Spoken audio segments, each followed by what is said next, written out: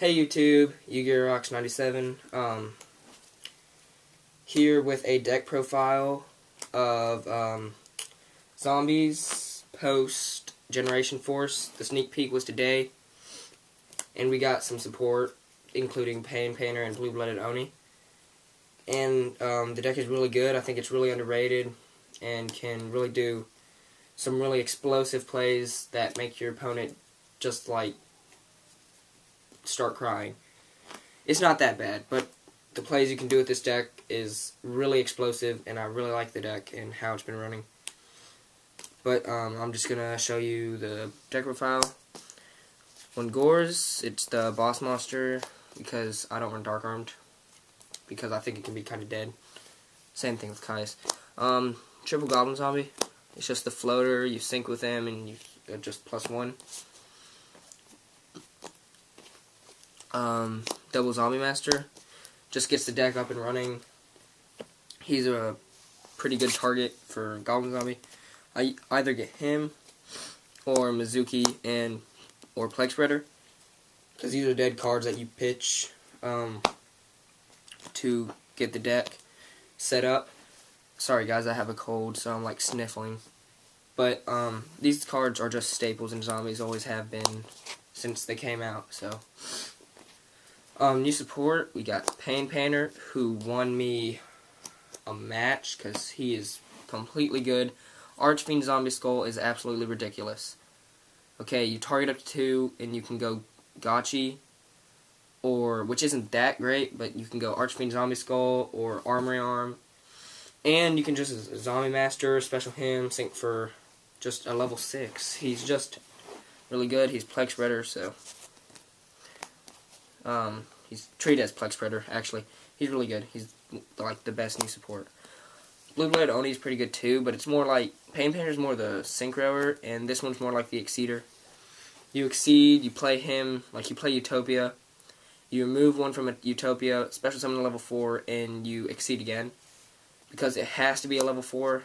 I mean, it can also bring back Zombie Master, and you can do some more crazy stuff. Or like Glow Up Bulb and Trish, but Blue Blood Oni either way is really good. One Spirit Reaper, it was a lot of decision to put him down to 1, but in the end I felt like I had to, because he's so easily searched and stuff, but he's just really aggressive and really defensive, and he's just can make your opponent minus a lot.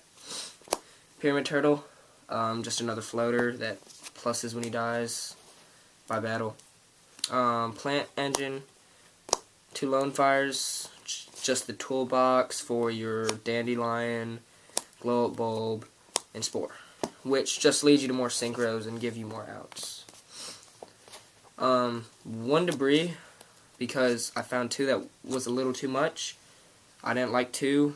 I don't have enough targets to run 2, and he can just really be dead. And yeah, pretty much. 2 Veiler, you got to keep the meta under control, and it's just a level 1 tuner. That counts for something, actually. It really helps in this deck. Sangan, just another floater. I mean, Sangan's actually kind of a staple, kind of-ish. Spell lineup, Allure, Draw Power. Spell lineup's very diverse.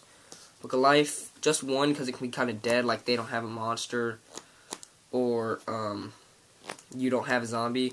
Really good against Frog Monarch matchup though, but other than that, it's just really good at 1. 1 Book of Moon, 1 for 1, Foolish, Burial, just bring back those Mizukis and use Plague Spreaders. Mind Control is really good. Trunade and Double MST to hate on the back row. 1 Dark Hole, 1 Reborn. Staples. Trap lineup, 1 Solemn Judgment, because it's Solemn Judgment and you have to run it. 2 Bottomless. These are kind of like warnings. If you have warnings, put these in. But we're in reprint era, and the Wave 2 tins are still yet to be announced for their promos.